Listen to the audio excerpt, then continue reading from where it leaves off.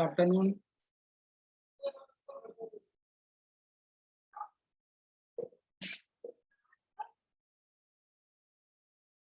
Voice clear है?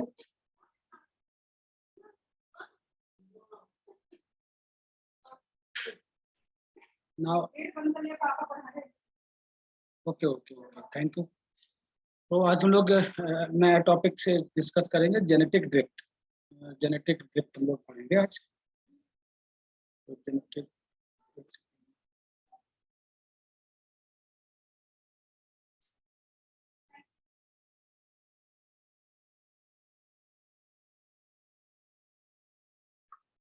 Genetic सबसे पहला तो यही है कि ये भी एक ऐसा फोर्स है जो एक मैकेनिज्म है, mechanism of the evolution which change the allelic frequency of the population, which change the allelic frequency of the population over generation due to chance। ये पॉइंट आप जो लिखेगा ड्यू टू चांस, क्वेश्चन आ सकता है, important बन सकता है। तो आप इस चीज की लिख सकते हो, रैंडम चेंज इन allelic frequency, रैंडम चेंज इन allelic frequency,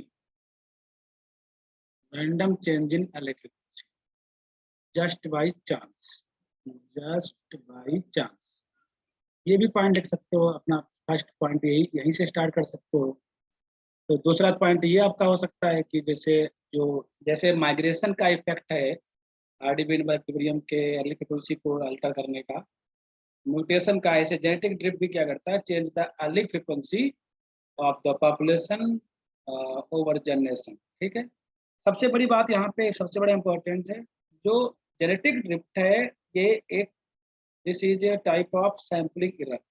जितने भी जेनेटिक ड्रिफ्ट है वो कहीं ना कहीं उसमें जो मैकेनिज्म है, जो मेन आधार है या जो बेस है मेन, वो सैम्पलिंग एरर है। मतलब all type of genetic drift is based on the sampling error. ये पॉइंट आप मेंशन कर सकते हो, all type of genetic drift is based on the sampling error. When gametes unite to produce the progeny, ये तो बस many organisms produce the large number of gametes, but when the population size is small, अगर small population size होगी तो क्या होगा, limited number of gametes बनेंगे। तब लिमिटेड नंबर ऑफ गैमेट बनेंगे तो ये हो सकता है कि एक चांस आ सकता है कि फ्लक्चुएशन आ सकता है एलिक फ्रीक्वेंसी के चेंज होने। इसको जरा आप ऐसे भी समझ सकते हो, जैसे मैं यहाँ पे जैसे दो दो मैं पॉपुलेशन ले लेता हूँ। There will be two population. One is a small population, one is a small population, or one is a large population. Large population. तो आप ये समझ सकते हो कि genetic drift is more common in small population. Small population genetic drift is more common in small population या more frequent in the small population. more common in small population, more frequent in small population, comparatively large population। तो small population एक प्रकार से क्या एक sample ही तो हुआ। जैसे कोई लार्ज पॉपुलेशन आज के समय में, जैसे मान लीजिए आप अज्यूम करिए किसी नेचर में, किसी जंगल में, किसी फॉरेस्ट में एलिफेंट की जो पॉपुलेशन साइज है वो 10,000 है, देयर विल बी 10,000, और ये पॉपुलेशन रिड्यूस होकर के 100 बचे। तो ये पॉपुलेशन रिड्यूस होकर के कुछ ऐसे फोर्स हो जाते हैं ना। मान लीजिए आजकल तो आपको समझते हो चीज़ों को कि तो आपको जो फॉरेस्ट में डिस्टरबेंस हैं, ह्यूमन एक्टिविटीज़ हैं, उसके कारण लोग जो जो वाइल्ड लाइफ की जो पॉपुलेशन है वो दिन प्रतिदिन, डे बाई डे आपको क्या हो रही है, रिड्यूस हो रही है। तो जो 100 पॉपुलेशन साइज बचा, तो एक प्रकार का ये सैंपल, एक ही सैंपल हुआ ना। सैंपल यहाँ पे टर्म वो यूज करते हैं कि जैसे एक लार्ज पॉपुलेशन से एक स्मॉल पॉपुलेशन अगर मान लीजिए आपने एक अलग कंसीडर कर लिया तो वो एक सैंपल का रूप बन गया।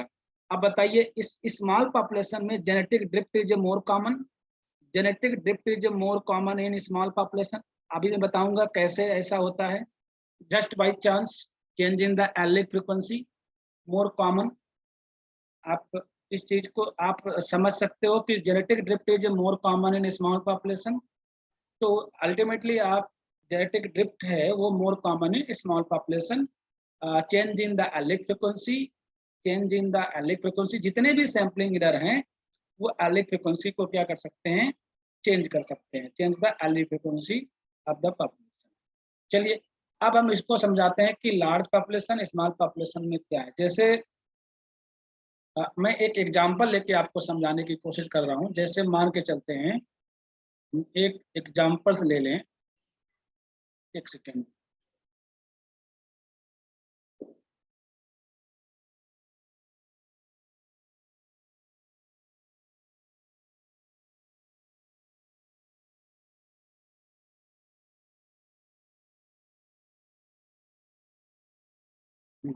now okay।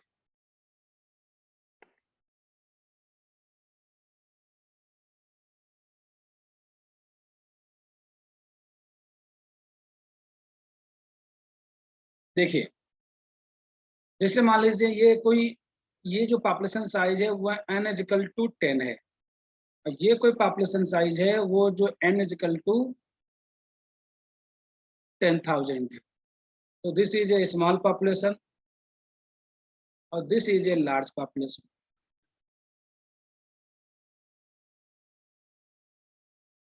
अब बताइए, जैसे यहाँ पे कोई एलील है, जैसे मान लीजिए कोई एलील है, उसकी फ्रिक्वेंसी 0.7 है, स्मॉल ए की फ्रिक्वेंसी 0.3 है। यहाँ पर भी हम डोमिनेंट ए की फ्रिक्वेंसी 0.7 ले लेते हैं, स्मॉल ए की फ्रिक्वेंसी 0.3 ले लेते हैं। अब जरा आप कमेंट करके बताइए किस पॉपुलेशन में ये allelic frequency more chance to be change just by chance. Just by chance allelic frequency change होने की जो प्रोबेबिलिटी है, एलिक फ्रिक्वेंसी डोमिनेंट ए की फ्रिक्वेंसी या रेसिड्यू ए की फ्रिक्वेंसी जो चेंज होने के जो चांस है बहुत ही कॉमन होगा। बताइए जल्दी से सभी लोग, in which population allelic frequency are more rapidly change या allelic frequency more commonly change in a small या लार्ज पॉपुलेशन। स्मॉल में होगा ना, स्मॉल में होगा, जस्ट बाई चांस स्मॉल में होगा।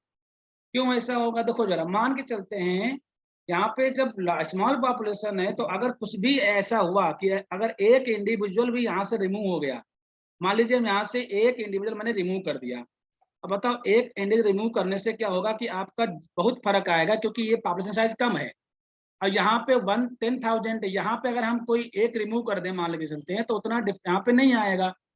और लिमिटेड मैटिंग जो होती है ना, जो एक प्रकार से देखा जाए तो मान के चलते सपोज करिए यहाँ पे 0.7 है, जो रेड के लिए ये व्हाइट है। तो आप मान के चलिए, जैसे मान के चलते हैं कि यहाँ पे अगर मैटिंग जो होती है उसमें से जो रेड वाले हैं उनमें से किसी एक को भी अगर चांस नहीं मिला जितना मिलना चाहिए, मतलब बराबर इक्वल मैटिंग नहीं हो रही है, तो वो एलिक फ्रीक्वेंसी क्या हो जाएगी, रैपिडली चेंज हो जाएगी ना, that is a more change. यहाँ पे क्या होगा, यहाँ पे स्लोली चेंज होगा, that is a slowly change. तो यही क्या है, this is a genetic drift. तो आप ही समझिए genetic drift is a more common in small population compare to large population. जो लार्ज पॉपुलेशन होती है वहां पे जेनेटिक ड्रिफ्ट बहुत ही रेयर में या बहुत ही लेस फ्रिक्वेंट होता है, ऐसे समझ सकते हो। चलिए अब हम बात करते हैं इफेक्ट ऑफ जेनेटिक ड्रिफ्ट क्या होते हैं। तो फर्स्ट पॉइंट होगा, आप इसी जेनेटिक ड्रिफ्ट में लिख सकते हो, it is not adaptive evolution. ये एक प्रकार का एडाप्टिव एवोल्यूशन नहीं है, क्योंकि इसमें क्या होता है जस्ट बाई चांस। जैसे मान के चलते हैं, सपोज करिए दो एलील्स हैं, एक डोमिनेंट ये मान लीजिए म्यूटेंट एलील है, ये म्यूटेंट एलील है, और ये आपका एक नॉर्मल एलील है, नॉर्मल एलील है।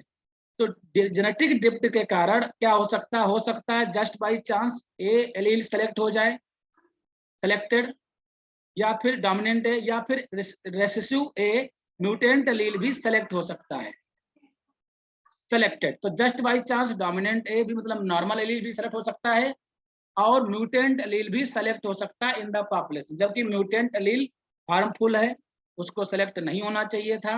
मान लीजिए इसको हमने हार्मफुल मान ले, तो जरा बताइए, तो ये जो जेनेटिक ड्रिफ्ट है क्या एक एडाप्टिव एवोल्यूशन बोला जाएगा।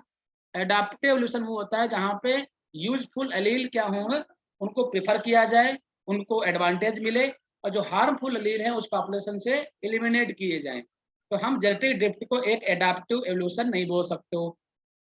इसका कोई डायरेक्शन नहीं होता है कि कोई एक डायरेक्शन होगा, मान लीजिए समझिए इसका कोई डायरेक्शन भी नहीं होगा, नॉन डायरेक्शनल, किसी भी डायरेक्शन में हो सकता है इसका चेंज, मतलब इसका नो डायरेक्शनल रैंडम फ्लक्चुएशन होता है, कोई भी डायरेक्शन नहीं होता है।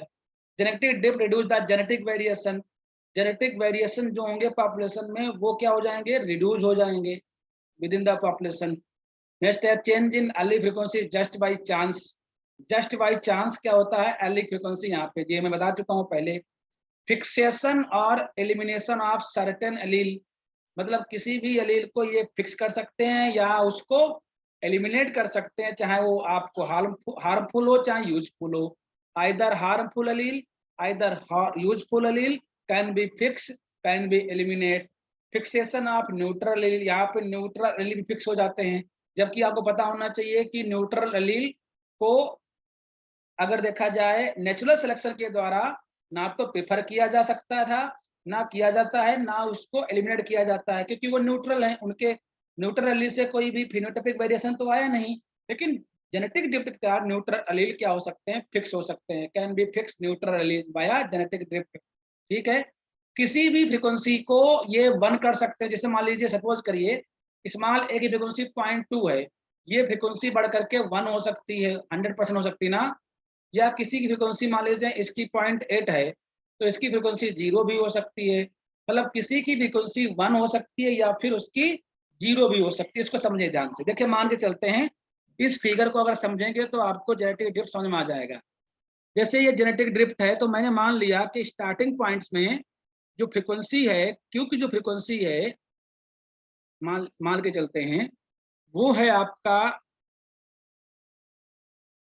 यहाँ पे 0.5 ले लिया, दोनों की 0.5 है, मतलब A1 की फ्रीक्वेंसी और A2 की फ्रीक्वेंसी 0.5 है, दोनों बराबर ले लिया तो 0.5 ये हो गया और 0.5 ये हो गया, बराबर हो गया।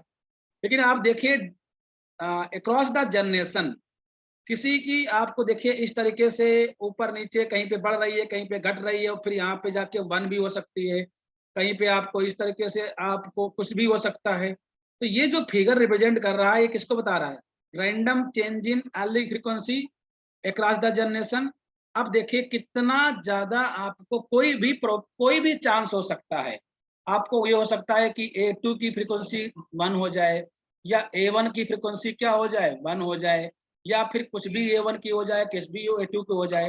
तो इस तरीके के आप क्या इसमें कोई एक डायरेक्शन मिल रहा है कि इसकी फ्रीक्वेंसी बढ़ रही है A2 की बढ़ रही है A2 की घट रही है, जस्ट बाई चांस कुछ भी हो सकता है ना। अगर मैं अगर कंपेयर करूं, ये बात समझ में आती है क्या, कोई यहाँ पे एक डायरेक्शन आपको दिख रहा है, नो डायरेक्शनल, कोई भी यहाँ पे डायरेक्शन नहीं है, नॉन डायरेक्शनल होता है, किसी भी तरफ आपका जेनेटिक ड्रिफ्ट का इफेक्ट हो सकता है कि A2 की फ्रीक्वेंसी बढ़ जाए, हो सकता है कि A2 की फ्रीक्वेंसी बढ़े या फिर A1 की फ्रीक्वेंसी बढ़े। ठीक है, A1 की फ्रीक्वेंसी यहाँ पे बढ़े, कोई भी केस हो सकता है। तो this is a non directional, इस फिगर को अच्छी तरीके से समझ सकते हो। ये भी देख लीजिए, जरा ध्यान समझ लीजिए, जैसे मान के चलते हैं जेनेटिक वेरिएशन क्या होते हैं, लॉस होते हैं। अगर मान लीजिए पॉपुलेशन पे, किसी भी पॉपुलेशन पे आपको जेनेटिक ड्रिफ्ट ऑपरेट हो रहा है, जेनेटिक ड्रिफ्ट, अगर जेनेटिक ड्रिफ्ट ऑपरेट हो रहा है तो during the course of the time जो जेनेटिक वेरिएशंस होंगे वो लॉस होंगे। तो आप ऐसे भी कह सकते हो जेनेटिक वेरिएशन लॉस या जेनेटिक वेरिएशन रिड्यूस या लॉस, इसको रिड्यूस भी कह सकते हो, reduce during time when genetic drift occur. अब इस फिगर समझ सकते हैं, देखिए जरा, मैं देख पा रहा हूं कि जिसकी पॉपुलेशन साइज ज्यादा है, that is 1000 individual, 300 individual, 100 individual, 20 individual. तो आप देख लीजिए ध्यान से कि जो पॉपुलेशन साइज अगर ज्यादा है, यन अगर ज्यादा है, तो उस पर जेनेटिक ड्रिफ्ट का जो इफेक्ट है, लॉस ऑफ जेनेटिक वेरिएशन, वो कम है ना। तो लॉस ऑफ जेनेटिक वेरिएशन, तो आप ऐसे भी कह सकते हो loss of genetic variation is inversely proportional to the population size. इस फिगर को देख के आप कह सकते हो loss of genetic variation is inversely proportional to the population size. If the population size is greater, less chance of, यहाँ पे बहुत कम क्या हो रहा है, लॉस हो रहा है जेनेटिक वेरिएशन का. If the population size is 20, very small, then is during the course of time, देखिए अगर मान लीजिए within the 200 generation most of जो वेरिएशन है वो लॉस हो गया, तो लॉस होने की जो रेट है वो किस पे डिपेंड कर रही है? Loss of the genetic variation is depend on the size of the population. If the population size is greater, then more rate of the loss of genetic variation. If the population size is population size is less, अगर less होगा तो यहाँ पे ज्यादा loss होगा. अगर आप population size अगर मान लीजिए ज्यादा है तो यहाँ पे लॉस कम हो रहा है पर जनरेशन. इस फिगर को भी सभी लोग समझ गए? क्लियर है? चलो अब हम बात करते हैं cause of genetic drift. Genetic drift आपके सिलेबस में ये ऑलरेडी मेंशन है, जेनेटिक ड्रिफ्ट भी मेंशन है. तो मैं आपको बहुत सारे कारण हैं, उसमें से देखा जाए तो जेनेटिक सैंपलिंग एरर ही एक प्रकार का प्रमुख कारण है. और सैंपलिंग एरर आपको कितने तरीके से हो सकता है, आपको बताना चाहूँ कौन से पॉइंट लिखने हैं. अगर मान के चलते हैं किसी भी एरिया में फूड की कमी हो जाए, अचानक फूड की कमी हो जाए, स्पेस की कमी हो जाए, या कोई अदर क्रिटिकल रिसोर्स उसकी कमी हो जाए, तो जरा बताओ पॉपुलेशन साइज क्या होगा, बढ़ेगा कम होगा? पॉपुलेशन साइज रिड्यूस या वही रहेगा? पॉपुलेशन साइज रिड्यूस हो सकता है ना. Population size drastically reduce when the space is limit, when the space is less, या फूड इज लेस, या some other critical resources become absent. तो बताइए जरा, जब ये पॉपुलेशन साइज कम हो गया तो बताओ इस पे कौन सा इफेक्ट लग सकता है? पॉपुलेशन साइज अगर कम हो गया तो इस पे कौन सा इफेक्ट लग सकता है? तो उसका आंसर होगा genetic drift.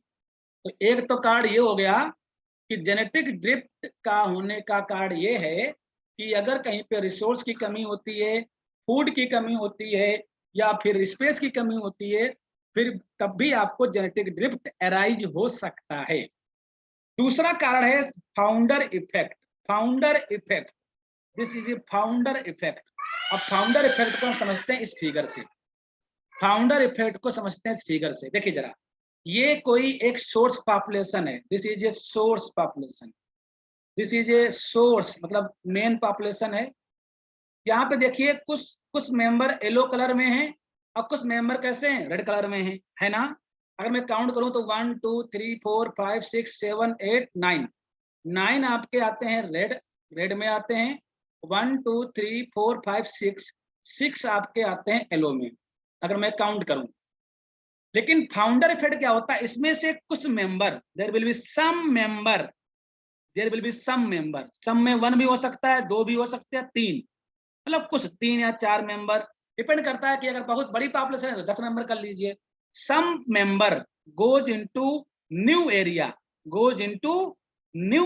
This is a new island या न्यू एरिया. वहां पे जाके अपने आप को रिप्रोड्यूस करें और फर्दर एक पॉपुलेशन जनरेट करें. अब देखिए यहाँ की जो पॉपुलेशन में जो फिनोटाइप्स होंगे वो क्या सोर्स पॉपुलेशन के फिनोटाइप से मैच करेंगे? मुझे जवाब दीजिए. इसको बोलते हैं founding population. This is known as founding. क्या फाउंडिंग पॉपुलेशन के फिनोटाइप सोर्स पॉपुलेशन के फिनोटाइप से मैच करेंगे? क्या मैच करेंगे? जरूरी है, बिल्कुल एग्जैक्टली मैच करेंगे. मतलब जो प्रोपोर्शनल में वहां पे रेड और येलो थे, क्या वही प्रोपोर्शनल यहाँ पे मिलेगा? मुझे जवाब चाहिए. नहीं मिलेगा ना. तो बताइए, this is a just by chance change the allelic frequency. यहाँ पे एलिक फ्रीक्वेंसी चेंज हो जाएगी ना. तो मैं देख पा रहा हूँ यहाँ पे सभी रेड आ गए. क्यों आ गए? क्योंकि यहाँ पे रेड ही आया था. अगर मैं एक बार दूसरी बार फिर से मैं अप्लाई करता चाहता हूँ, मैं इसी पॉपुलेशन से किसी दूसरे एरिया पे मान लीजिए येलो आ गए, येलो मान लीजिए यहाँ पे येलो 3 आ गए. ध्यान दीजिएगा, येलो 3 आ गए जस्ट बाय चांस, अब प्लस एक रेड आ गया. तब ये जो पॉपुलेशन बनेगी उसमें येलो भी होंगे और रेड होंगे, लेकिन येलो ज्यादा होंगे. जरा बताइए, येलो ज्यादा होंगे, येलो कॉमन होंगे, रेड यहाँ पे क्या हो जाएंगे, लेस हो जाएंगे. जबकि यहाँ पे रेड कॉमन थे. बोलो, आप इस चीज को ऐसे समझिए सभी लोग, जो फाउंडर, इसको बोलते हो founder population, this is A founder, this is A founder, ये फाउंडर बोलते हैं, जो मतलब इफेक्ट लगाएंगे।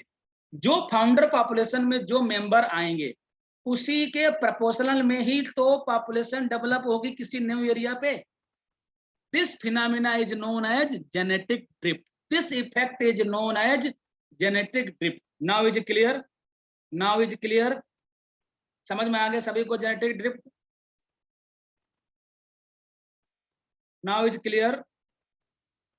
चलिए अब भाई अगर समझ में आया तो बता दें मैं आपको। देखो बहुत सिंपल है, मान लीजिए अज्यूम करिए, मान लीजिए किसी भी एक बड़े से एरिया में कुछ बर्ड्स हैं, कुछ चिड़िया हैं, उसमें कुछ 3-4 कलर हैं, और वहां से कुछ मेंबर 10-15 मेंबर माइग्रेट होकर के, मान लीजिए गंगा बैराज पे माइग्रेट होकर के कुछ मेंबर आ गए, तो क्या जरूरी है वही प्रोपोर्शनल आएगा हर फिनोटाइप का, हर कलर का जो प्रोपोर्शनल वहां पे है?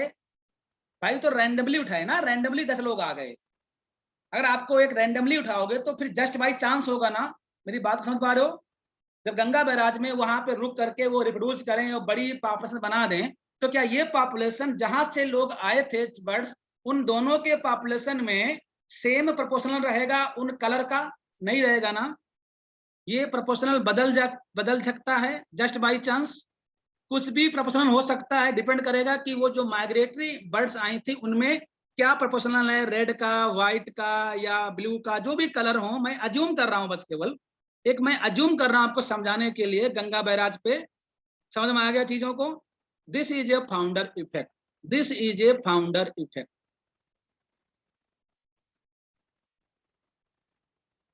चलो नेक्स्ट आते हैं, नेक्स्ट है बोटल नेक इफेक्ट, आपके सिलेबस में है बोटल नेक इफेक्ट। बोटल नेक इफेक्ट भी एक प्रकार का जेनेटिक ड्रिफ्ट ही है, लेकिन थोड़ा सा अलग तरीके से है। हालांकि ये बोटल इफेक्ट ये ये एक केवल ऐसा होता थोड़ी ना है, ये केवल ऐसा आपको फिगर बना दिया है जिससे आप इसको समझ सकते हो बोटल नेक इफेक्ट। रियल में क्या होता है अगर हम इसको वाइल्ड लाइफ में कंपेयर करें, तो मान लीजिए सपोज करिए कहीं पे किसी जंगल में 1000 नंबर थे, किसी भी मान लीजिए रैबिट की पॉपुलेशन के 1000 नंबर थे, ध्यान समझिएगा। अचानक कोई ऐसा इवेंट आ गया, ऐसा कोई कैटास्ट्रोफिक इवेंट आ गया, अचानक आग लग गई, तूफान आ गया, कुछ भी आ गया, अब बताइए कुछ ही मेंबर बचे, ये क्या है, सर्वाइवर है ना, 10 बचेंगे ना, कुछ बच ही जाएंगे बच्चों ना, सर्वाइवर बचेंगे ना, जैसे यहाँ पे कुछ बच रहे थे ना। अब ये तो 10 बचेंगे, क्या जरूरी है कि जो जो जो वेरिएशन यहाँ पे है वही रहेगा? अब दोबारा काफी दिन तक क्या हुआ, कोई भी स्ट्रेस नहीं आया, फिर 10 क्या करेंगे, धीरे धीरे बन करके फिर 1000 तक जाएंगे। अब बताओ जब 1000 ये पॉपुलेशन हो आएगी, अब न्यू पॉपुलेशन जो 1000 बनी है after the stress of the catastrophic change, ये जो शुरुआत में 1000 थे, दोनों के फिनोटाइपिक वेरिएशन सेम होंगे क्या? नहीं हो सकते ना, बोलो, अरे आप जवाब तो दीजिए कम से कम, नहीं हो सकते ना। इसको बोलते हैं बोटल नेक इफेक्ट, बोटल नेक इफेक्ट। तो आप देखिए बड़ा सिंपल से बोतल बना रखा है, अगर आप विश्वास नहीं है तो आप क्या करिए, अभी आज जाकर के शाम को एक बोतल में रेड कलर की कुछ आपको आप कोई भी स्फेरिकल या कोई भी ऐसी चीज आप डाल सकते हो, व्हाइट ग्रीन डाल सकते हो, ब्लू डाल सकते हो, और भी 4-5 कलर ले लीजिएगा। फिर उनमें से क्या करिए, रैंडमली आप बोतल को उलट करके आप कम से कम कोशिश करिए कि 10 जो 10 मेंबर हैं या 10 जो बुलेट हैं वो निकल जाएं। निकलने के बाद यहाँ पे ये सर्वाइवर माने जाएंगे। अब उनको क्या करो, फिर वो मान लीजिए उनके बेसिस पे इसको रिबाउंड कर दो, हालांकि वहां रिबाउंड नहीं करोगे, जो यहाँ पे आएंगे, जो ये नंबर आएंगे, क्या वही प्रोपोर्शनल होगा ब्लू का जो इसमें होगा? क्या जो सर्वाइवर जो ब्लू जो नंबर आएंगे क्या वही प्रोपोर्शनल बोतल में होगा? कोई जरूरी नहीं, वो तो जस्ट बाई चांस हो सकता है ना। अगली बार फिर से आपने ट्राई किया, फिर से हम 10 निकालना चाहते हैं, तो हर बार क्या होगा, पहले वाले से अलग हो सकता है, किसी भी ब्लू का, रेड का हो सकता है, जहां पे रेड किसी में ज्यादा आ जाए। हम 10 लोगों को देते हैं, किसने क्या क्या, हमारे में रेड ज्यादा, कोई बोला हमारे में ब्लू ज्यादा, कोई कह हमारे में ग्रीन ज्यादा आ गए, कोई कह हमारे से बराबर आ गए, कोई भी केस हो सकता है। इसको बस समझते हो ना, this is a genetic drift. क्या इसका कोई डायरेक्शनल है, कोई इसका डायरेक्शन है कि रेड ही आएंगे? या आप निकालोगे तो यहाँ पे ब्लू ही आएंगे, क्या आप निकालोगे यहाँ पे ग्रीन ही आएंगे? कोई डायरेक्शनल है? कुछ भी हो सकता है ना। This is a genetic drift. इसको वाइल्ड लाइफ के हिसाब से समझ सकते हो, इसके हिसाब से समझ सकते हो। चलिए समझ में आ गया, बोटल नेक इफेक्ट समझ में आ गया। तो bottle neck effect, population undergoes the drastic reduction in the population size. आप इसको ऐसे बना लीजिएगा, पॉपुलेशन साइज अचानक रिड्यूस हुई, 10 लोग बचे, फिर उसके बाद रिबाउंड हो गई। रिबाउंड होता है कि फिर से वहां पे रिप्रोड्यूस किए, 1000 आए, तो ये जो यहाँ पे जो डाइवर्सिटी होगी, जो फिनोटाइप होगा, पहले के कंपेयर में क्या होगा?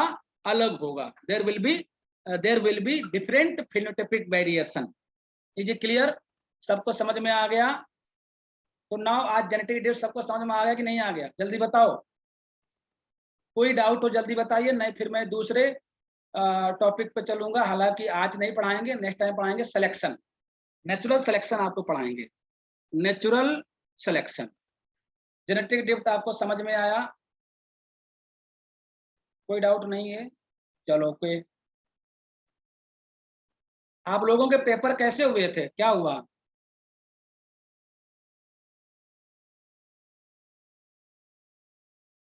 पेपर कैसे हुए थे आप लोगों के? अभी 2 पेपर जो हुए,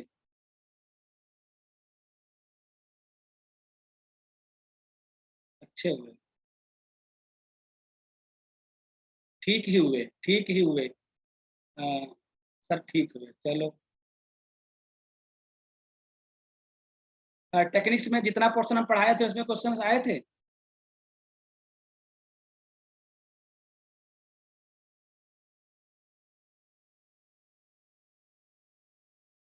क्योंकि थ्योरी में क्वेश्चन तो सीधे सीधे आते हैं, उसमें कोई घुमा के थोड़ी ना आते हो। तो शार्ट नोट हो गया, लॉन्ग क्वेश्चन हो गया, किसी में जो इलेक्ट्रोफोर्सिस पढ़ाए थे, माइक्रोस्कोपी पढ़ाए थे, और हाँ माइक्रोस्कोपी, एसडीएस पेज, ये सब यही आते हैं और क्या है। और जिस तरीके से मैंने आपको प्रैक्टिकली समझाया, ज्यादा थ्योरी फोकस नहीं किए थे। और रेडियो एक्टिविटी से बहुत आया था, अच्छा रेडियो एक्टिविटी बहुत आ गई थी। तो उसमें वो आए होंगे कैसे मेजरमेंट करते ना, मेजरमेंट।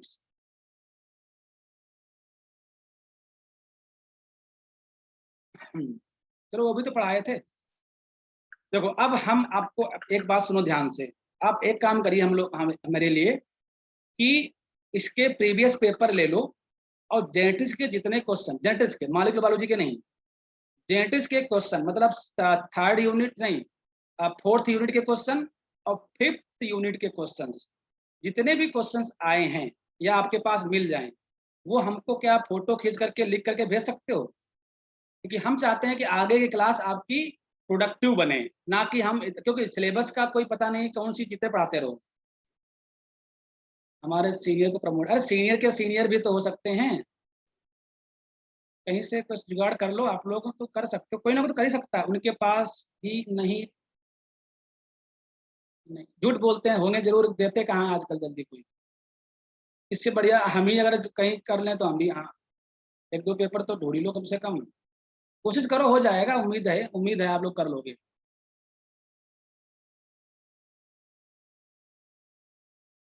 ठीक है चलो, अभी कल कुछ तो आइडिया, कम से कम एक पेपर अगर मिल जाए मुझे, एक पेपर, तो मैं तो भाई फर्स्ट टाइम ही तो मैं अपना देख रहा हूँ ना, मुझे तो थोड़ी ना आइडिया है कि बनाने वाला क्वेश्चन जो बनाएगा वो किस पोर्शन पे किस चीज को देखता है ना।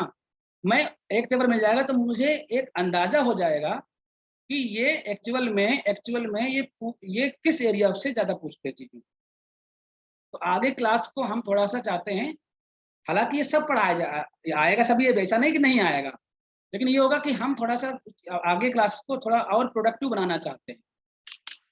कोशिश कर लो, अगर मिल जाए कहीं से संपर्क, आजकल डिजिटल जमाना है, आप कहीं से सीनियर के सीनियर को फोन लगा लो, कहीं ना कहीं संपर्क कर लो, मिल जाएंगे पेपर्स। ये सिस्टम मुझे तो भाई समझ नहीं आता है, ये लाइब्रेरी में इनको एक बनाना चाहिए था कलेक्शन। इतनी सेंट्रल लाइब्रेरी नाम सुन करके मैं आपको लाइव बोल रहा हूँ, वैसे ये चीजें बोलने लायक नहीं होती, लेकिन मैं बोल दिया। लेकिन होना चाहिए ना। मैं अगर कंपेयर करूँ बाकी यूनिवर्सिटीज में, ऐसा होता है, पूरा एक सेट रखा रहता है पूरा हर साल का लैब, जैसे लोगों की थीसिस रखी रहती है, ऐसे पेपर का भी एक कलेक्शन होना चाहिए। वहाँ पूरा स्टाफ लगा है ना, पूरा बच्चा कोई भी आए, नया बच्चा कोई, कि जरूरी नहीं किसी के दोस्त होते हैं सीनियर से बात बनती या नहीं बनती है ना, मैं जो कह रहा हूँ बात। ऐसा होना चाहिए। चलिए नहीं है तो क्या कर सकते हो। हाँ मेरे देखो है, मैं जो कह रहा हूँ मैं ऐसा थोड़ी ना, मैं जानता हूँ लोग कॉलेज में ऐसे होते हैं कि पेपर्स रखे रहते हैं, बस उसी समय एक एक सेट पहुंचा दिया जाता है, लाइब्रेरी रखा रहता है, बस हमेशा कीजिए, बच्चों को आसान हो जाता है, बेचारे भटक रहे होते हैं इधर उधर। चलो thank you so much. Next time में हम सिलेक्शन पढ़ेंगे, वही टाइमिंग रहेगा, वही आपका जो शेड्यूल है, जो जो फ्राइडे मतलब जो शेड्यूल पे क्लास होती है वही।